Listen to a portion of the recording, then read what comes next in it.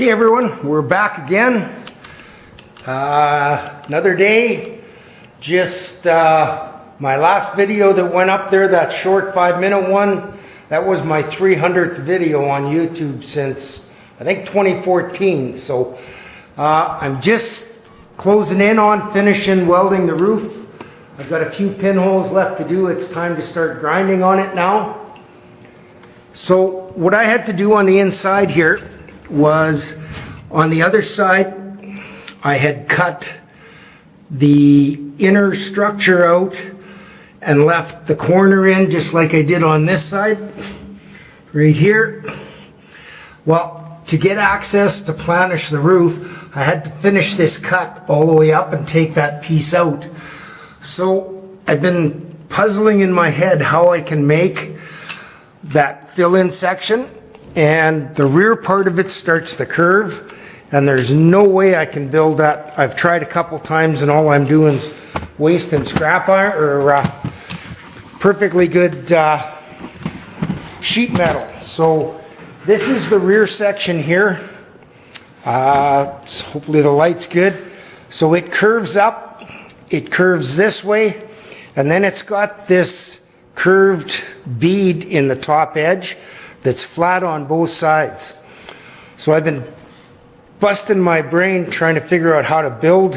What I'm going to end up doing is using this rear piece, and I'm going to put a 5-inch extension on the front side of it that will match the contour and everything. So what I came up with to build this piece was a couple of different steps in the bead roller. This was my first test piece. It's almost got that bead in it, but not quite. It's got a nice transition on the sides here, but it's flat on top. So what I did, I'll just get you turned into the bead roller here. So I used a couple of different dies. I've got the big 1/2-inch bead die, and then I've got one of the contour tipping dies on the bottom, and I figured out that the distance from, or the width of this bead is 3/4 of an inch from flat to flat. So I marked out 3/4 of an inch on both sides, and I just ran it through here using the lower die as the guide. And what ended up doing was just doing one side at a time, and I would tighten it down, run it through once on this side, flip it around, run it on the other side, and I kept going the depth until I got the required depth here. Once I had that done, I removed this lower die. Let me just find some stuff here. Well, I even stopped it in the right spot so we can get at the set screws. Once I had that, I put the skateboard wheel on the bottom.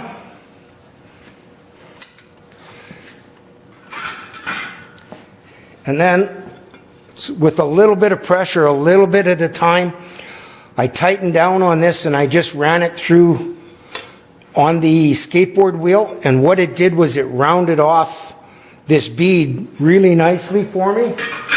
And I'll show you here. It's got a nice curve in the center now. We got some bad light coming in here. Sorry about that. Turn it here. So now I have the same profile as what I had on the original piece. And what I did was I just took a overly long piece. It's 12 inches, and I'm going to cut it in the center here, and that'll give me the 2 pieces I need to extend both sides, so I could do this all in one step. So next, I'm going to get this cut to a blank for the passenger side, and I'm going to start putting the curve in here to match the rear piece, and then I can weld them together. Okay, so we're back again a couple days later. Man, I'm telling you, when you get older, just when I thought I was over that flu, it kicked my ass for a couple more days. Ended up back in the house and not doing a whole lot the last couple of days. So, but I am finally out here feeling a little better, so we'll get to work. I'll show you what I've done on this filler piece for the inside of the roof structure. I've got the one for the passenger side worked out in between welding on the roof. So I got the piece formed on top. I left it quite a bit longer here so it was able to run through the bead roller, and also so I could adjust it. So it's going to get trimmed off about an eighth of an inch above this crease line here where the bead roller was. And then these two will get joined together here. A little bit of trimming and fitting. I'll have to put the two pieces up there, tack them, take them down, and then I'll weld them all together. And when you come out too early, when you're still not feeling good, it doesn't matter if you measure twice and cut once. If it's too short with steel, you got to weld a piece on. So I wasn't going to make this all over again after spending an hour and a half, so I just welded about 1 1/8 inch on the bottom here. So the next thing I'm doing is working on the roof, and sorry about that light, trying to get it in the right spot. Move some stuff. Whoa, pull you right out of the... So, planishing the top of the roof and getting everything where it's supposed to be can be a little bit of a pain in the ass. When these welds, once this is all welded after the 1/8 welds all the way across the roof, it tends to bring the line down between the two panels. So you have to pretty much grind off as much of the weld on the inside and the outside as you can, and then planish the weld itself to bring the two pieces back up and take this little groove out. If you were going to be using filler on it, you could probably just grind it and leave it, but because I'm not using filler, I have to do that. So this one is really close, and I've got this corner down really well. I got a little bit of a low spot right here that I'm going to work on, and a little bit of a high spot here. So by pushing this down, it'll raise this up a bit. What I do to make this a little easier is, and you have to be really careful doing this, I have my air hammer, and my planishing hammer has this really short anvil for the top that's flat, and I use this in all of the places that are open and I can get at. It's nice and short, so it allows a lot of control. But I had to make a longer one to get in, and I'll show you where here. Let me move some stuff. See what I can sit on, drive up my ass. So up top here, along this edge, I've got to reach in quite a bit further than that one will go. So I pry this down, get it out of the way, and by using the longer one that I made here, I can get in and right along the weld and planish that weld up. So to do that, I set my compressor at 60 psi, and I adjust, fine-tune with the regulator on the base of the air hammer. You don't want to hit too hard because it's you can really move a lot of material quickly. So what I did to make this longer anvil, I'll show you, get you in the tripod. When you buy these air chisels, they come with a variety of chisels that I never use, and I've got quite a few of them now. So what I did was I took and used a hole saw, and I cut a piece of 1/4 inch plate, cut the end off one of the chisel ends, welded it on, and then I just ran it on my belt sander in the drill. Got a really nice smooth edge, as well as a little bit of a dome shape, very, very shallow, just so that you're not digging in with one edge or the other. So that's what I've been doing with that. I'm going to continue to work with that. I got some pinholes to weld up in the roof as I'm working my way across, but I'll just keep moving on this and keep showing you guys what's happening. Okay, back again, another new day. Yesterday I spent about 4 hours and I made it just about halfway across the roof with grinding, sanding, and planishing. I'm just about to start on the driver's side here, and I just wanted to show you what I'm starting with here. I'm hoping this is going to show up. You can see it's got a low spot where it's sucked down from the weld here, as well as I lost a little bit of shape in this patch in the corner here. The front is looking pretty good, so what I'm going to do is use the air hammer and the planishing anvil, and I'm going to stretch this up, build it up, same with put the shape back in here. I'm not going to show you that because it's hella loud, and I put my hearing protection on. Okay, I've spent about 10 minutes with the planishing, with the air hammer there, and my buck on the outside. And I've got this really close. I can't quite get in here at the back, but it's getting there. What I've done is when I started grinding, I used the Cubitron 36 grit, and I take it down, the welds down until I start to touch on either side just ever so slightly. Those 36 grit grinding discs will put really deep marks into your steel really quick. And then once I start planishing, it'll push, the weld is still a little bit high, so it'll push the weld up, and then I can start to stretch it a bit. What I'm going to do now is take a 60 or an 80 grit on my 2-inch, and I'm going to take these welds down just till I start to touch the sides again, and then I'm going to planish some more. Once everything comes out flat, then I can go in, take off the last of the weld, and then I can sand it. So as you can see, quite a bit came out here. Now we're almost a little proud, just the weld. So what I'm going to do is grind these welds, and then I can just keep working my way across. So far the roof is really strong. I've got no oil canning or anything in it. So okay, so we're back again. Whoa, just about fell off the ladder. So I went over all of the welds with the 60 grit disc on my 2-inch angle die grinder, and the welds are still a little bit proud. And then I went over it with the DA with 80 grit on it, and that shows me my high and low spots. So I've got a high spot right here and a low spot here, and these welds have to come down a little bit more. So what I'm going to do is do a little more planishing. I've got a few pinholes I've got to weld up here while I'm in the progress, and once I get this all flat and I can take the tops off all of the welds here, do the final sand, we'll be good. Now I'm going to all of this because I'm not body working it. I could have taken it to this stage, maybe even a little less other than the planishing, and a guy could body fill this no problem whatsoever. So okay, I'm just going to keep going on this.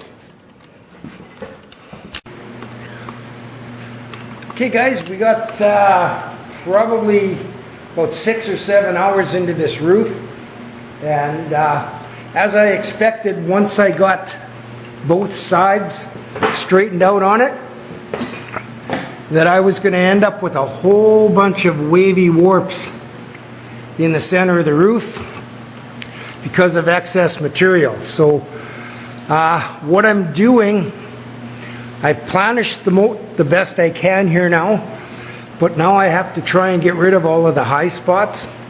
And what I'm using for that is a shrinking disc. I purchased a Pro Shaper from Ray Shalene's website.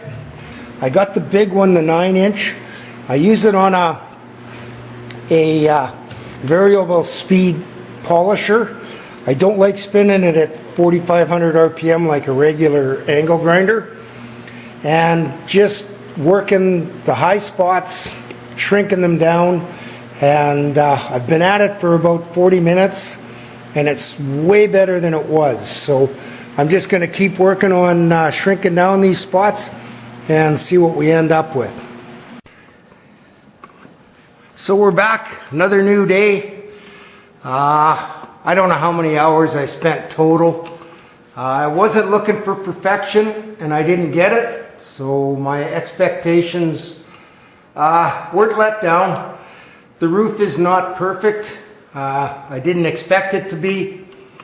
I think I'm going to leave it the way it is.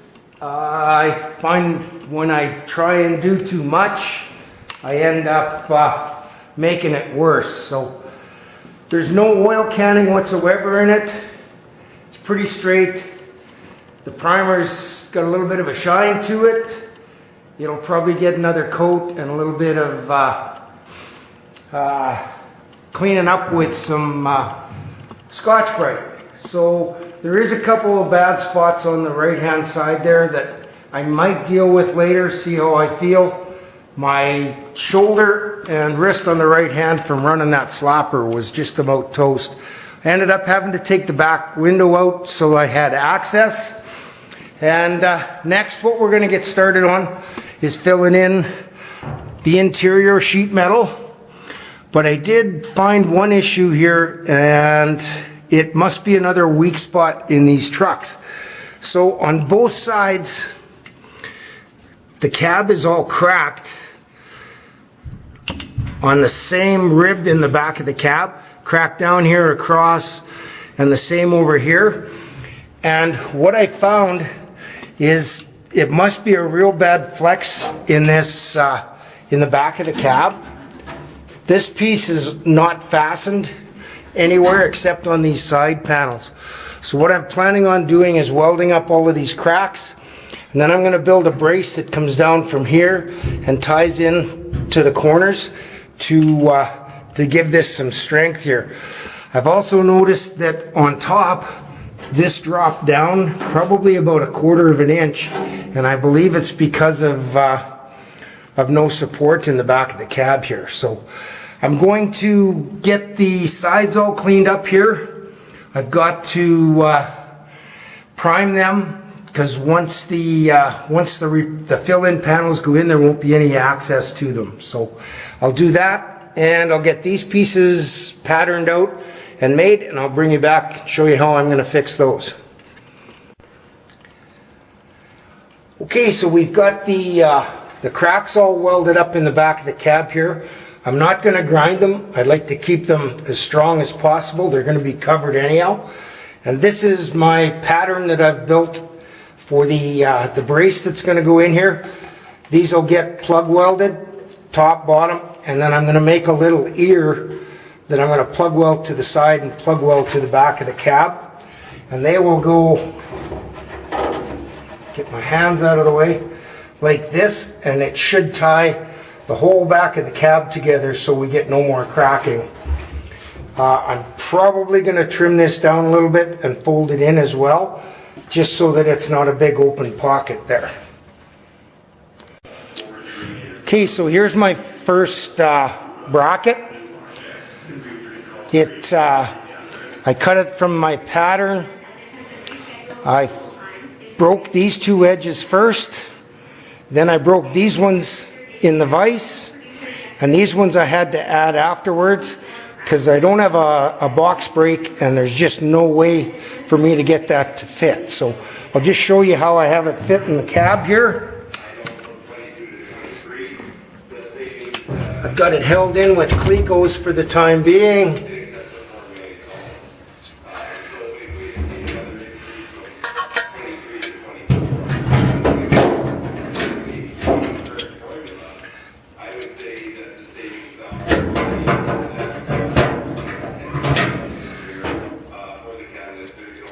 Let's get this set in here.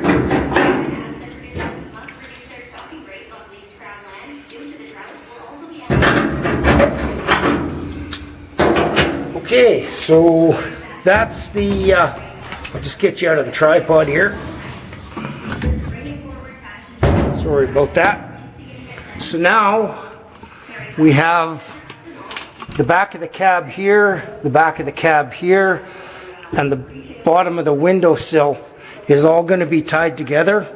I've got 3 plug welds here, 4 there on each side, 4 on top, and then I'm going to weld this across the edge here. So once I start breaking the other one, I'll bring you back and show you how I proceeded with that. Okay, so I've got the blank cut out for the second bracket. I've got my brake lines all marked here, and I'm just going to put it in the brake and do these first two 90s.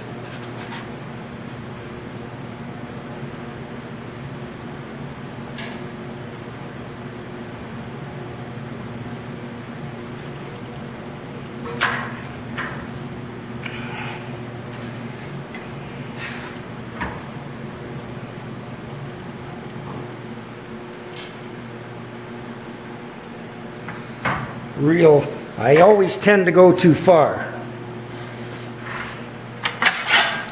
Okay, first one.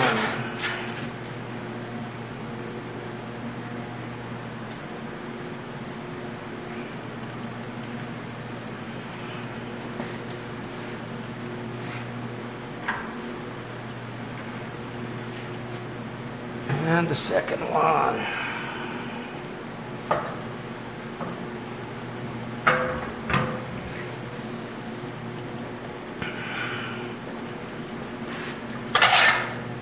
Okay, so we've got these ones done. Now, these ones get bent out this way, and these ones get bent out this way. So I've got to go get it set up. I got to do these in the vise and with a pair of duckbill vise grips. Set up in the vise here right on my line. It's not a real accurate way to do it, but it's the only way I've got because I don't have a box. Break.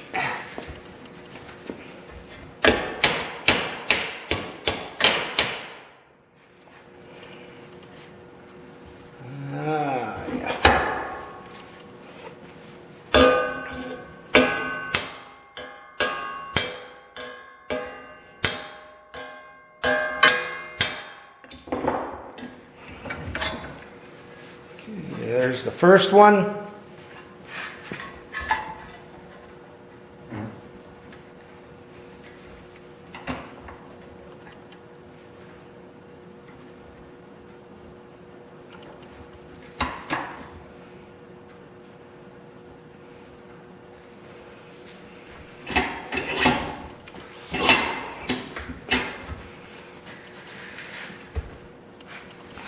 Okay, and I'll switch your sides.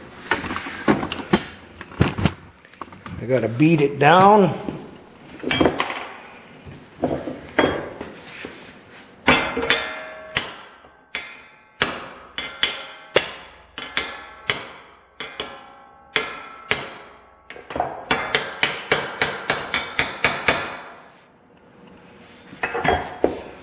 Okay, that's those two.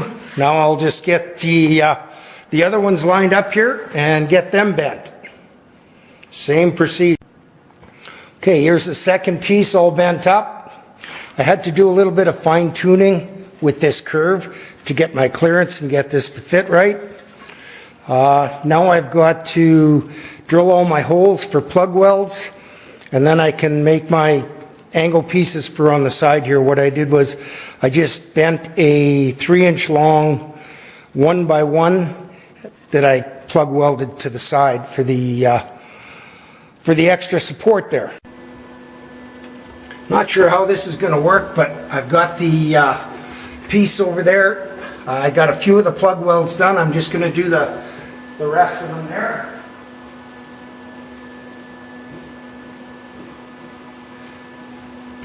I put weld through primer on the back side of everything.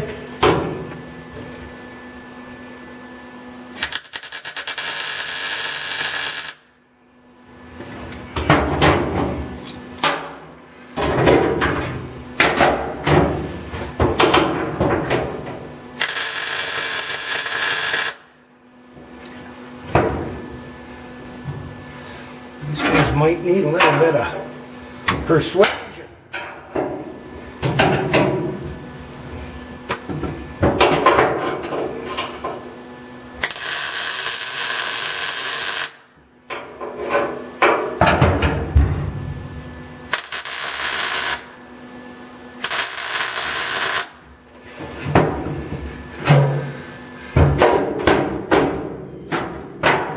to touch on the outside.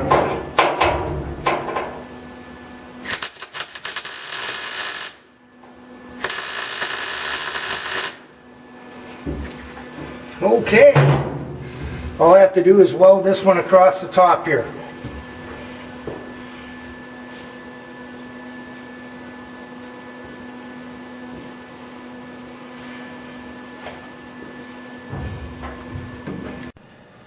Okay, we're back again, another new day.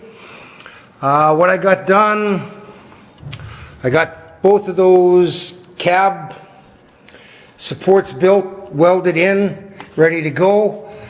I then proceeded to start cleaning up the inside edges of all of the areas that need to be replaced with the 5 inches.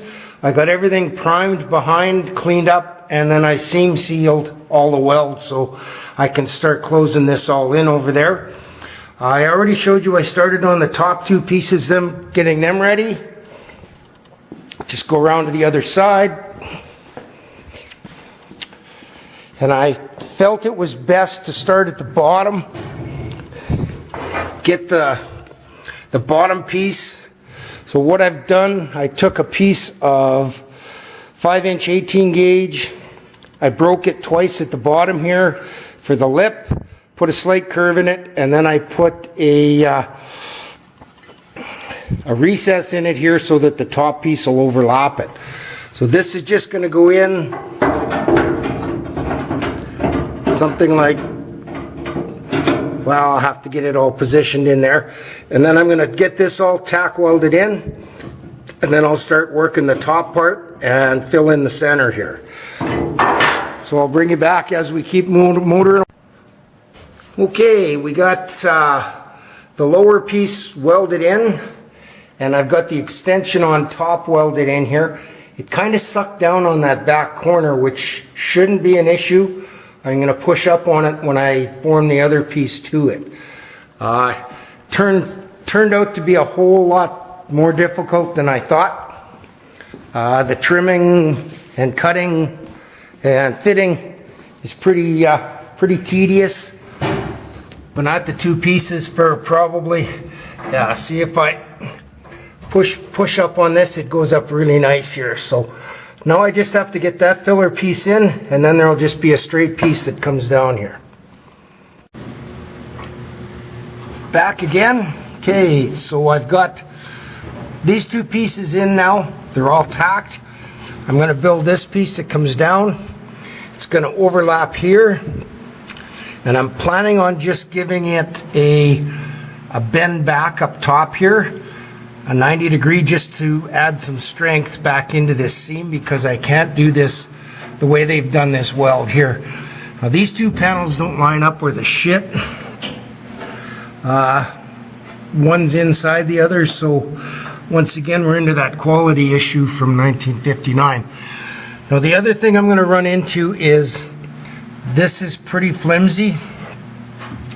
So what I'm going to do is I'm going to do another offset bend in the bead roller on this panel, about 1/2 inch wide, so that I can tack weld this and then pull it out straight to fasten to the front edge here, and that'll keep this from doing a bunch of weird twisting and everything as I go up. Okay, I'll get that piece made and bring you back here. Okay, we're fitting the final piece here.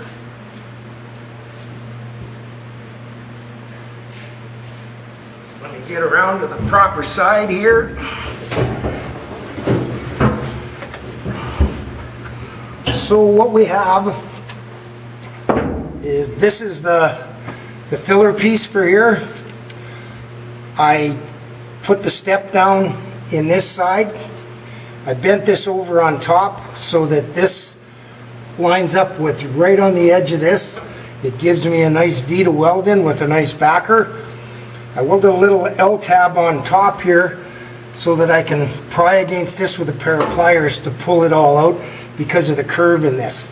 So the first thing I've got to do is these plug welds at the bottom. And I'll just try and get this thing fit in here. It's a bit of a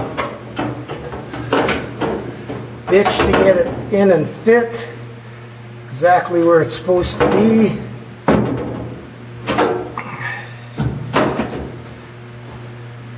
Try and keep everything in the right spot is really tough.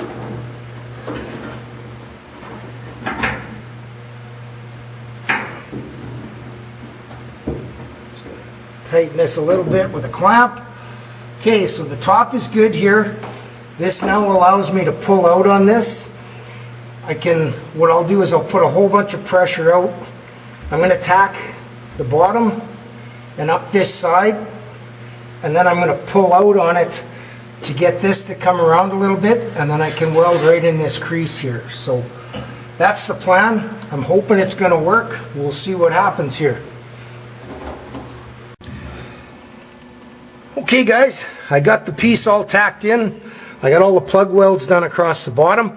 I ended up putting a second handle on here, just tack welding a little strip of steel. I pulled this out first, tacked it in a couple spots. Then I used the pliers up top here and I pulled really hard, and it got this all pulled out really nice here for me. So now I'll continue on here. I'll get this all welded up and sanded down and put some primer on it. Okay, I got the passenger side all filled in, ground down and primered. I got to seam seal it all yet.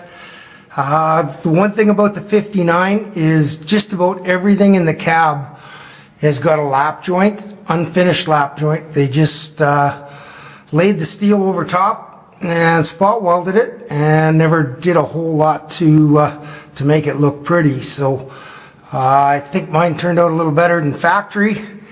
I've got some weld seams there, but I'm going to put seam sealer on them. Lots of strength back in it there now. So next thing I have to do is fill in the driver's side the same as I did on the passenger side. Get that all done, and then we can move on to some easier stuff, maybe a little more fun. We're going to do the rocker panel steps next. Get them, all the spot welds and everything drilled out. Drop them off, put them in. And then we'll tackle all the rest in the A-pillars and above the windshield. Well, above the windshield I'm not going to do till I take the front clip off, because otherwise it's going to be way too hard to access it up there. So anyhow guys, that was the latest on the 59. Thanks again for watching, subscribing, and sharing with your friends. Anyhow, take care, and we'll catch you on the next one.